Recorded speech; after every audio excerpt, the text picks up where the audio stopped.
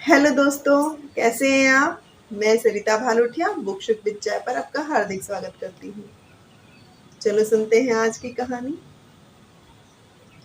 समुद्र के किनारे एक छोटी सी चिड़िया बैठकर बहुत रो रही थी और समुद्र से याचना कर रही थी कि मेरे बच्चे को लौटा दो, नहीं तो मैं तुम्हारा पूरा पानी सुखा दूंगी।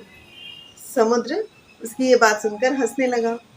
कहा, तुम नन्ही सी चिड़िया हो, तुम्हारे लिए ये संभव ही नहीं है कि मेरे मुट्ठी भर जल को भी हटा सकूं। लेकिन चिड़िया बहुत क्रोध और दुख में थी।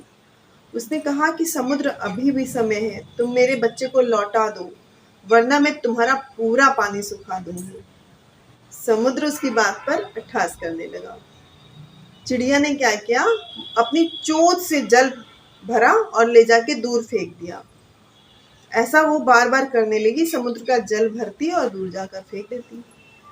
तभी उधर से एक दूसरी चिड़िया उड़ती हुई आई। उसने उसको ऐसा करते हुए देखा तो उससे पूछा, बहन क्या बात है, तुम इतना रो भी रही हो और समुद्र के जल को उठा उठा के उधर क्यों डाल रही हो।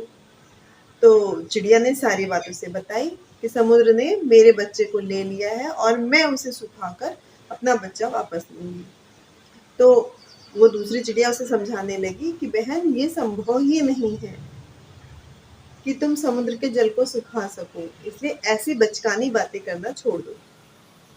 पहली चिड़िया ने कहा, मुझे सलाह नहीं, सहायता चाहिए। अगर तुम दे सकती हो तो दो, नहीं तो अपने रास्ते जाओ। उस चिड़िया ने कहा कि नहीं, ऐसा कुछ नहीं है, मैं तुम्हारी सहायता करने की पूरी कोशिश करूंगी। और वो भी उसके साथ चोंच में जल भर भर कर समुद्र का ले जाके दूर फेंकने लगी। तभी कुछ और चिड़िया भी आईं।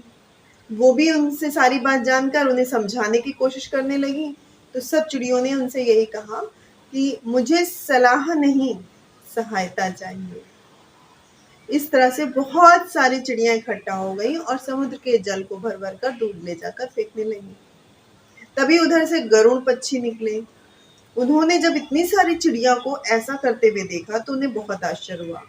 वो वहां पर उतरे और उन्होंने सारी बात समझने की कोशिश की और फिर समझाने लगे कि देखो, तुम लोग ये बचकाना हरकत करना छोड़ो, क्योंकि समुद्र इतना विशाल है कि तुम पूरे जीवन भर भी चाहो ना तो उसे सुखा नहीं सकते। सब चिड़ियों ने मिलकर वही बात दोहराई, सलाह नहीं, सहायता चाहिए।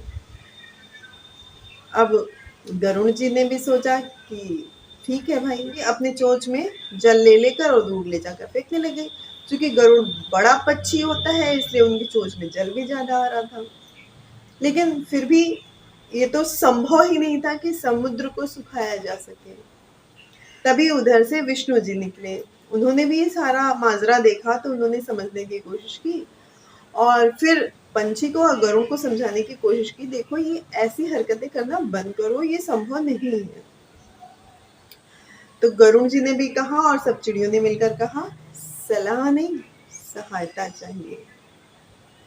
अब विष्णु जी को क्रोध आ गया। उन्होंने कहा, मैं अभी सुदर्शन चक्र निकालता हूँ और पूरे समुद्र को सुखा देता हूँ। समुद्र ने जब विष्णु जी की ऐसी बातें सुनी तो वो घबरा गया एकदम, और घबराहट में वो समझ गया कि विष्णु जी तो मेरे पूरे जल को सुखा सकते हैं। वो आया और क्षमा याचना करने लगा और उसने जो चिड़िया था उसके बच्चे को वापस कर दिया।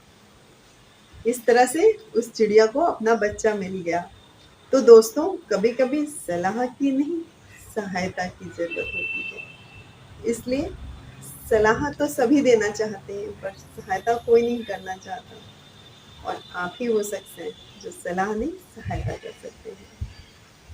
ऐसी कहानियाँ और सुनने के लिए मुझे फॉलो करते रहिए।